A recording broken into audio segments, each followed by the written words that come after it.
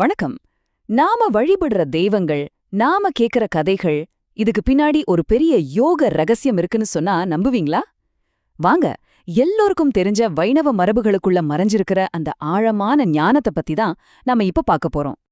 பாருங்க, இந்த மறைக்கப்பட்ட புனிதமான அறிவுங்கிறது ஏதோ புதுசா வந்த விஷயம் இல்ல. பகவத்கீதையிலே ஸ்வயம் கிருஷ்ணரே அர்ஜுனனுக்கு சொல்றாரு, உன்னால இந்த யோக ரகசியத்தை புரிஞ்சுக்க முடியும், அதனால உனக்கு சொல்றேன்னு சொல்றார். அது அர்ஜுனனுக்கு மட்டும் இல்ல, நமக்கும் தான். அப்போ இங்க ஒரு முக்கியமான கேள்வி வருது.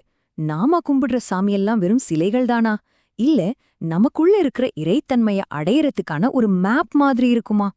இதுதான் இந்த முழு தேடலோட மையப்புள்ளி. சரி, நம்ம பயணத்தை தெய்வங்களோட பெயர்கள்லயும் அவங்க வடிவங்கள்லயும் மறைஞ்சிருக்கிற ரகசிய அர்த்தங்களை புரிஞ்சுக்கிறதுலேருந்து ஆரம்பிக்கலாம். முதல்ல நம்ம எல்லாருக்கும் ரொம்ப ரொம்ப பரிச்சயமான ஒரு பேர் எடுத்துக்கலாம், வெங்கடாஜலபதி. இந்த பேருக்குள்ள எவ்ளோ பெரிய யோக ரகசியம் இருக்குன்னு நீங்க நினைச்சு கூட பாத்திருக்க மாட்டீங்க. வாங்க, அதை பிரிச்சு பார்க்கலாம். இதுல முதல் வார்த்தை வேங்கடம். வேங்கடம்னா வெப்பமான காடுன்னு அர்த்தம். ஆனா ஞான மார்க்கத்துல இது ஒரு யோகியோட உச்சந்தலைய, அதாவது சஹஸ்ரார சக்கரத்தை குறிக்குது. அடுத்த வார்த்தை ஜலம். ஜலம்னா நமக்கு தண்ணின்னு தெரியும். ஆனா இங்க யோக அக்னியால தலையில உருவாகிற தெய்வீக அமிர்தத்தை தான் ஜலம்னு சொல்றாங்க. இது ஒரு உயர்நிலை யோக பயிற்சியோட இலக்கு.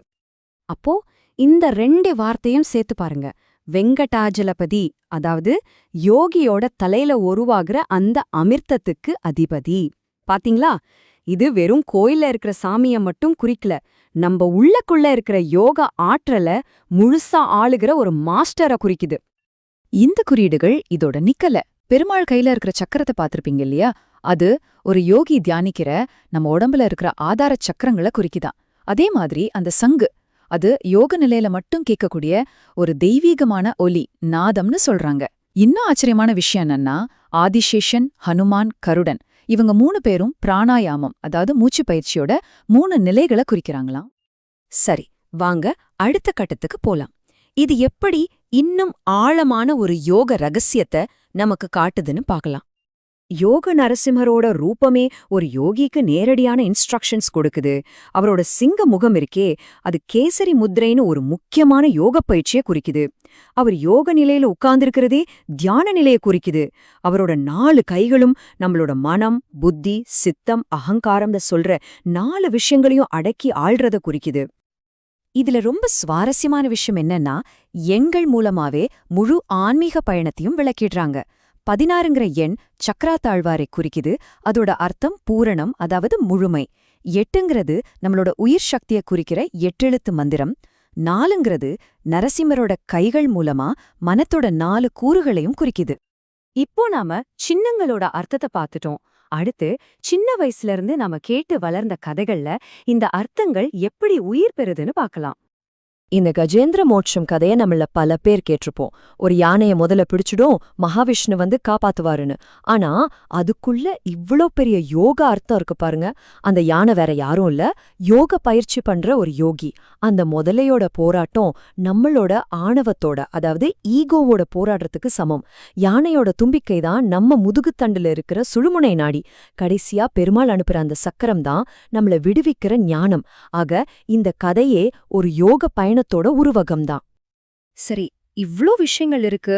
ஆனா இது எல்லாம் ஒரு பயிற்சியாளர் எப்படி நிஜ வாழ்க்கையில பயன்படுத்துறது? அதுக்கும் ஒரு வழி இருக்கு. ஒரு குறிப்பிட்ட சுவாச நுட்பத்தை கொடுத்திருக்காங்க. புனிதமான ஓம் நமோ நாராயணா மந்திரத்தை நம்ம மூச்சோட 3 நிலைகளோட இணைக்கிறாங்க. மூச்சை வெளியே விடும்போது ஓம்னோ, உள்ள இழுக்கும்போது நமோனோ, மூச்சை அடக்கும்போது நாராயணானோ உச்சரிக்கணும். இதெல்லாம் சேர்ந்து கஜகேசரி யோகம்னு ஒரு சக்தி வாய்ந்த பயிற்சிக்கே வழிவகுக்குது. இது ஜோசியத்துல வர்ற ஒரு வார்த்தை மட்டும் இல்ல, கஜேந்திரன் கதையிலேருந்து வர்ற சுழுமுனை தியானத்தையும் நரசிம்மர் கிட்ட இருந்து வர்ற கேசரி முத்ரையும் ஒன்னா இணைக்கிற ஒரு ஆழமான ஆன்மீக பயிற்சி இது.